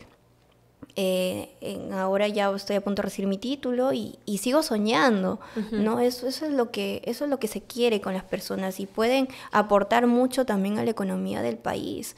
O sea, pueden aportar a las personas. Pero cada vida que se salve va a tener un fin, va a tener algo que sea valioso, van a hacer algo valioso con su vida. Que sea como una inversión, ¿no? Porque hace poco también alguien me dijo, no, es que el Estado no invierte en medicinas caras porque un paciente, en vez de ser inversión, es un gasto. Qué terrible manera de pensar. Entonces, un paciente no es un gasto, un paciente es una inversión. Es una inversión, ¿por qué? Porque imagínate, los laboratorios aquí en Perú, tú le compras a un laboratorio el medicamento, estás ayudando a la inversión, a la economía de este laboratorio, ¿no? O sea, hay muchas formas de que podamos, depende cómo lo veas. Sí, como lo veas, y una vida pues definitivamente no es un gasto para nadie, ¿no? Pero obviamente ese lema de que existe, de que la vida no tiene precio, es mentira. La vida, cuando uno está enfermo, sí tiene un precio. Tiene un precio y cuesta mucho. Es muy caro. Es muy caro, y que difícilmente puede ser asumido por cualquier ser humano común, independientemente de su capacidad socioeconómica. Nadie podría asumir un precio súper elevado, ¿no? Pero con el respaldo adecuado de las autoridades y el trabajo de todos en conjunto, del profesional de la salud, empezando también por allí, yo creo que podríamos cambiar la historia de nuestro país. Sí, definitivamente. Joana, ¿qué le dirías a un paciente joven que se está enterando que tiene cáncer? Le diría que le entiendo, que es difícil, que no es fácil, que es un proceso, sí, pero la decisión la tiene él. La decisión la tienes tú. Tú decides si te rompes como el cristal o decides forjarte como el acero. Te van a golpear, obviamente, al acero también le golpean para moldearlo, pero tú decides si no te rompes como el cristal. Así que está en ti. Caerte, sí, te vas a caer porque somos seres humanos, vas a llorar, por supuesto que sí, pero está en ti levantarte y continuar con tu vida, continuar y no rendirte, sigue luchando porque estoy segura que las puertas se van a abrir, y sigue confiando. Yo soy una persona muy creyente en Dios, y Dios me ha moldeado aún más, me ha transformado. Si yo no hubiera pasado por este proceso 2 veces, yo no conocería más a Jesús como conozco ahora, y siento que en Dios está todas las respuestas a mis preguntas, a las que yo pueda tener, y siento que Él me ha dado la fuerza que quizás no lo hubiera tenido si hubiera sido solo mi decisión. Que confíen también, que confíen en Dios, y que sí se puede salir adelante, que no hay nada imposible, que todo se puede, de la mano de Dios todo es posible. Y así que sigan adelante, que a los jóvenes, a los futuros médicos, que no pierdan esa esencia, ese espíritu de empatía, de poder ayudar a sus pacientes. Cuando no puedes curar, abraza, da esperanza a tu paciente. siempre se puede hacer algo por cualquier ser humano, independientemente de una enfermedad. Gracias, Joana. Estoy muy emocionada de tenerte acá. Yo admiro mucho la labor que estás haciendo. Me alegra saber que van a haber doctores como tú en el futuro, no solo tú, sino toda la gente con la que has estudiado y que ha podido conocer tu historia, porque creo que eso va a hacer que sean mejores profesionales y profesionales con ética laboral, sobre todo doctores que requieren tanta empatía y que hemos escuchado en este podcast múltiples veces que no la tienen, pero sé que hay algunos que sí y espero que en el futuro hayan más. Has hecho algo grandioso y estoy segura y emocionada de ver qué más vas a hacer en el futuro. Vamos a dejar abajo todas tus redes sociales. Estás como doctora Joana Tapia. Y ahí pueden seguirla, no solo para ver su proceso y también las cosas en las que está trabajando, sino porque informa mucho sobre otros tipos de cáncer, inclusive, y novedades alrededor. Sí, por supuesto.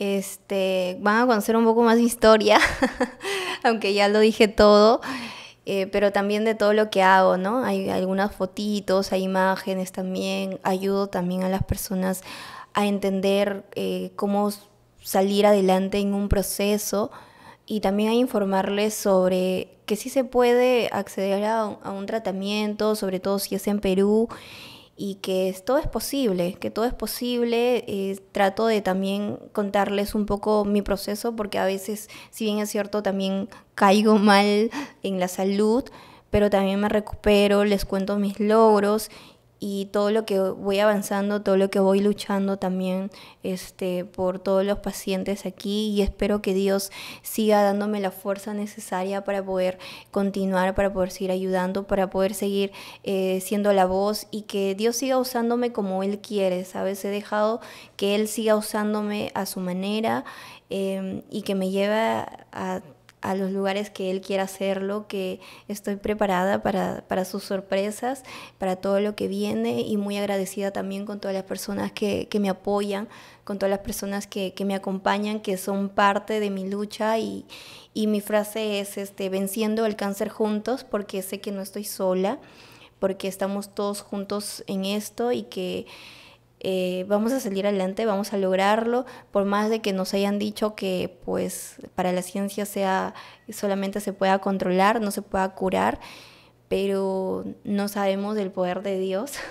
Siempre hay algo más allá de la ciencia. Así es, siempre hay algo más allá de la ciencia, que creamos en eso, y que si estamos afrontando una enfermedad, confiemos en nuestro médico, y si no estamos contentos con la opinión del médico, busquemos una o dos o tres o cuatro opiniones, y pues obviamente todos estamos en el derecho de buscar lo mejor para nosotros, y está bien, eso está bien, no está mal, eso es lo adecuado que podemos hacer todo ser humano, en conocer nuestros derechos también, y que siempre la salud es un derecho básico y fundamental de todo ser humano, no es un privilegio, es un derecho. Gracias, Joana. Gracias a ustedes por ver este episodio. Espero que se lleven como yo estas ganas de luchar, y también que hayamos aprendido todos que no es una respuesta, que siempre se puede hacer hasta lo imposible. Bueno, gracias, Kiara, de verdad por la invitación. Estoy segura de que a través de tu plataforma va a llegar a muchas personas, ayudarlos. Es muy maravilloso todo lo que haces. De hecho, he visto que transmites el mensaje de muchas mujeres, de todo lo que han pasado, y es muy bonito, de verdad. Ha sido muy encantador estar aquí, conversar, decirte todo lo que he pasado con sinceridad, con la verdad, y estoy segura que va a ayudar a muchas personas, que sigas creciendo, que sigas avanzando. Te felicito por todo lo que haces, y que Dios siga bendiciendo tu proyecto. Ay, muchas gracias. Gracias nuevamente por ver este episodio. Abajo están las redes de Joana. Nos vemos en el siguiente. Adiós.